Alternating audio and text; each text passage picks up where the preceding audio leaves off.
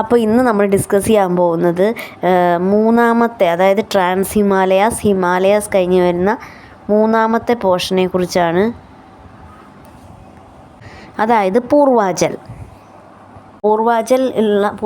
മേഖലയിലുള്ള പ്രധാന ഹിൽസാണ് പാട്കായ് ഭൂം, അതായത് അരുണാചൽ പ്രദേശിലെ പാട്കായ് ഭൂം, നാഗാലാൻഡിലുള്ള Naga hills, Mizo hills or Lushai hills മിസോറാമിലുള്ള, ഖാസി ഗാരോ ജൈന്തിയ ഹിൽസ് മേഘാലയയിലുള്ളത്.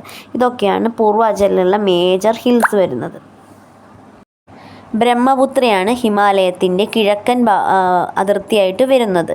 ഹിമാലയം ഇന്ത്യയുടെ ഈസ്റ്റേൺ ബൗണ്ടറി തൊട്ട് അത് കഴിഞ്ഞ് ഒരു തെക്കു ഭാഗത്തേക്ക് വന്ന് ദിഹാങ് ഗോർജിൽ വരെയാണ് വരുന്നത്.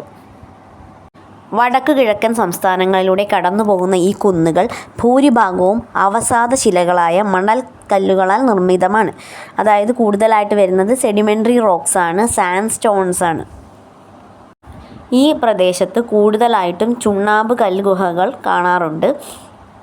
ക്രെം ലയത്പ്ര മേഘാലയയിലുള്ള ഇതാണ് ഏറ്റവും വലിയ കേവായിട്ട് അല്ലെങ്കിൽ ഗുഹയായിട്ട് അറിയപ്പെടുന്നത്.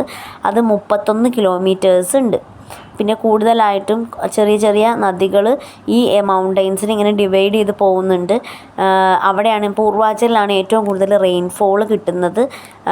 അവിടെ നല്ല കട്ടിയിലുള്ള മരങ്ങളാണുള്ളത്. അവിടെ വൈൽഡ് ലൈഫ് പ്ലാന്റ്സ് ഒക്കെ കൂടുതലാണ്.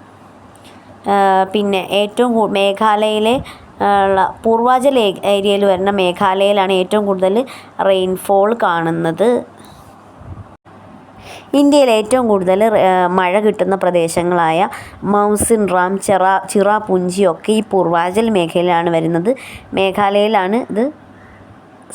മേഘാലയ സംസ്ഥാനത്തിലാണ് ഈ സ്ഥലങ്ങളൊക്കെ വരുന്നത്. പിന്നെ ലോക്താക് എന്ന് പറഞ്ഞാൽ ഫ്രഷ് വാട്ടർ ലേക്ക് ഈ ഏരിയയിലാണുള്ളത്.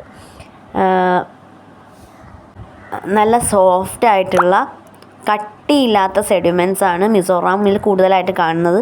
അതുകൊണ്ട് തന്നെ മിസോറാമിന് പറയുന്ന വേറൊരു പേരാണ് മൊളാസസ് ബേസിൻ. സർ സിഡ്നി ബറാട്ട് എന്ന ആൾ ഹിമാലയത്തിൻ്റെ മുഴുവൻ നീളത്തിനെയും പല പല റിവർ വാലീസ്, നദികൾ കൊണ്ട് ഉണ്ടായിട്ടുള്ള വാലീസിൻ്റെ ബേസിൽ 4ആയിട്ട് ഡിവൈഡ് ചെയ്തിട്ടുണ്ട്. Punjab Himalayas, Kumaon Himalayas, Nepal Himalayas, Assam Himalayas. അതിൽ പഞ്ചാബ് ഹിമാലയാസ് വരുന്നത് ഇൻഡസിനും സട്ലജിനും ഇടയിലാണ്. കുമയോൺ ഹിമാലയാസ് വരുന്നത് സട്ലജിനും കാളിക്കും ഇടയിലാണ്. നേപ്പാൾ ഹിമാലയാസ് വരുന്നത് കാളിക്കും ടീസ്റ്റയ്ക്കും ഇടയിലാണ്.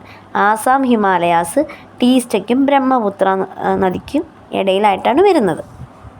ഹിമാലയത്തിൻ്റെ 2 ക്ലാസിഫിക്കേഷൻസ് നമ്മൾ കഴിഞ്ഞു, ബേസ്ഡ് ഓൺ റിവേഴ്സും അല്ലാത്തുള്ള ക്ലാസിഫിക്കേഷനും. ഇനി മൗണ്ടൻ റേഞ്ചസിൻ്റെ ബേസിലുള്ള ക്ലാസിഫിക്കേഷനും. നെക്സ്റ്റ് ക്ലാസ്സിൽ നമ്മൾ റീജിയണൽ ക്ലാസിഫിക്കേഷനാണ് പറയുന്നത്. അതോടുകൂടി ഈ നോർത്തേൺ മൗണ്ടെയ്ൻസ് എന്ന് പറഞ്ഞ പോർഷൻസ് കഴിയാണ്. അത് കഴിഞ്ഞിട്ട് പിന്നെ നമ്മൾ നോർത്തേൺ പ്ലെയിൻസിനെ കുറിച്ച് സ്റ്റാർട്ട് ചെയ്യും. അപ്പം നെക്സ്റ്റ് ക്ലാസ്സിൽ നമ്മൾ നോർത്തേൺ മൗണ്ടെയ്ൻസിൻ്റെ ഒരു ക്ലാസ് കൂടിയുണ്ട്. അത് കഴിഞ്ഞ് കഴിഞ്ഞാൽ നമുക്ക് ഈ നോർത്തേൺ മൗണ്ടെയ്ൻസുമായിട്ട് റിലേറ്റഡ് ആയിട്ടുള്ള കുറച്ച് ക്വസ്റ്റ്യൻസ് ഡിസ്കസ് ചെയ്യാൻ പറ്റും.